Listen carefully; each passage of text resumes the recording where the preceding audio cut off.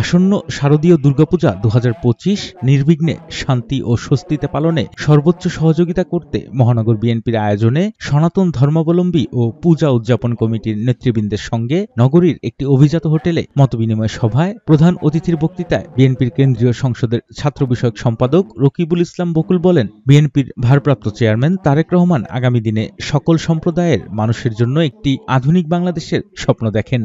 আজ রবিবার সন্ধ্যায় এই মতবিনিময় সভায় সভাপতিত্ব করেন খুলনা মহানগর বিএনপির সভাপতি অ্যাডভোকেট শফিকুল আলম মনা। অনুষ্ঠানে বক্তৃতা করেন খুলনা মহানগর বিএনপির সাধারণ সম্পাদক শফিকুল আলম তুহিন, খুলনা মহানগর পূজা উদযাপন কমিটির সভাপতি শ্যামল হালদার, সাধারণ সম্পাদক প্রশান্ত কুণ্ডু, গোপী কিশন মুন্ডারা সহ অন্যান্য নেতৃবৃন্দ।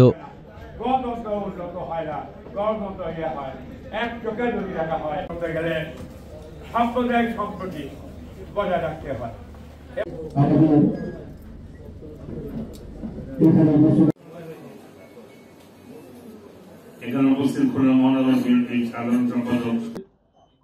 রায় দেয় আগামী নির্বাচনে যদি আমাদের প্রাণপ্রিয় নেতা যিনি নতুন বাংলাদেশের স্বপ্ন দেখছেন, সমস্ত সম্প্রদায়ের লোককে নিয়ে যিনি আধুনিক একটি বাংলাদেশ গড়ার স্বপ্ন দেখছেন, তাকে যদি জনগণ দায়িত্ব দেয়,